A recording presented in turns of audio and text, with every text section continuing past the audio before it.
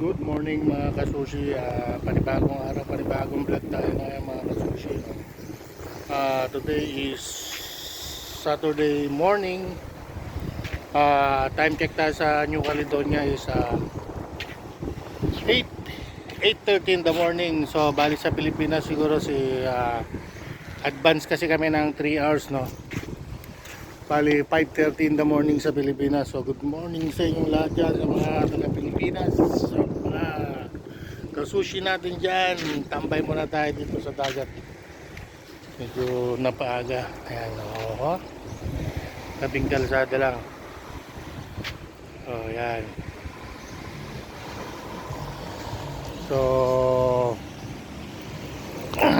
sa bukas siguro is Sunday, baka pwede na sigurong maligo dito. Yan lang yung ating dagat dito sa New Caledonia. Luwag, diba? So mga kasushi, yung update pala ng chicharon is baka mamaya o bukas na, kasi nga medyo pagod kagabi. So sobrang daming kliyente kagabi, hindi na naluto. Siguro kailangan pang magpahinga. yan po yung dagat natin, tabing dagat sa New Caledonia. Di ba?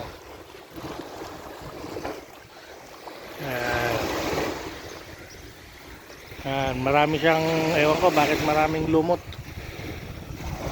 Siguro pagkain niya ng mga isda.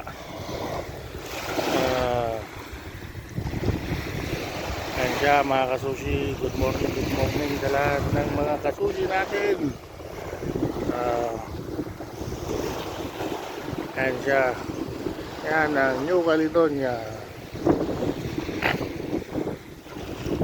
Dahil maaga pa, mamaya na tayo papasok. Standby muna tayo mga 10 to 20 minutes mga kasushi, no? Susunod pala, next na vlog natin, nakita tayo sa mga tourist spot tayo doon sa Quintoro, sa canyon, yung canyon na ginamit noong World War II. Okay mga kasushi, hanggang dito na lang muna ang vlog natin. Sa magandang araw sa inyong lahat dyan sa Pilipinas. Goodbye and God bless. Bye bye.